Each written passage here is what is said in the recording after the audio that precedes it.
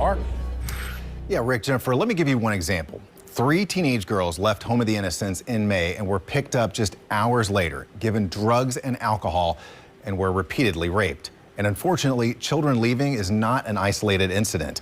We found dozens of missing persons reports filed by Home of the Innocents and 2 other local facilities over a 6-month period. It's a very difficult path that these children are on. The Home of the Innocents CEO, Paul Robinson, says they provide a respite for children who've been through all kinds of trauma. Children are healing, and so as they're healing, their emotions are tripped. They are suffering from, many times, post-traumatic stress, and so their treatment will really be up and down quite a bit. But while the facility has cameras, key badges for doors, and other security measures, it's not a juvenile detention center. Remember that we're a home. This is a home for children that are here to heal. We are not a lockdown facility. We're not a psychiatric hospital. So if a child really wants to leave, and that is their intention, they can find ways to leave. And some do leave. According to data obtained by WLKY News, the Home of the Innocents filed 21 missing person reports with LMPD between June and December of 2023. During that same time, 19 missing persons reports were filed by YMCA Safe Place and another 28 filed by the Boys and Girls Haven. Those cases are handled by LMPD's Missing Persons Unit, which consists of just 3 detectives.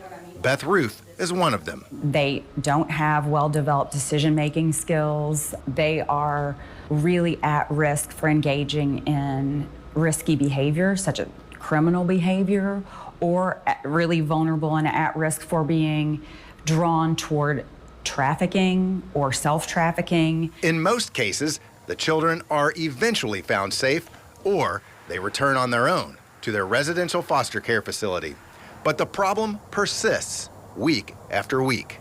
How do we deal with juveniles who need this type of assistance, that need mental health assistance, that need housing, that need good long-term solutions? Are we doing that? I don't know that there's a good answer for all of this. The director of the YMCA Safe Place says they do try to stop children from leaving. So we do try to take that hopeful, positive approach. And by state law, by federal statute, we certainly could not lock them or force them to stay here against their will. Doesn't mean we don't try to do a lot of convincing. That is hard to do when those facilities are chronically underfunded and understaffed, says Michelle Sanborn with the Children's Alliance of Kentucky. She says state lawmakers need to increase reimbursement rates for these residential facilities. Well, I think at this point we need to provide more staff and more security. Those programs are really designed to be community-based services and open and non-secure facilities. But if we need to make them a little more secure for safety of the kids, then we need to look at that. But really, it's about the number of staff that we're providing. In the meantime, Robinson says they are doing the best they can with the resources they have. And sometimes in the news, there will be stories that will air about children running away or things happening, and it is tough work of what we're doing. And I think maybe just being mindful and understanding of that would be helpful.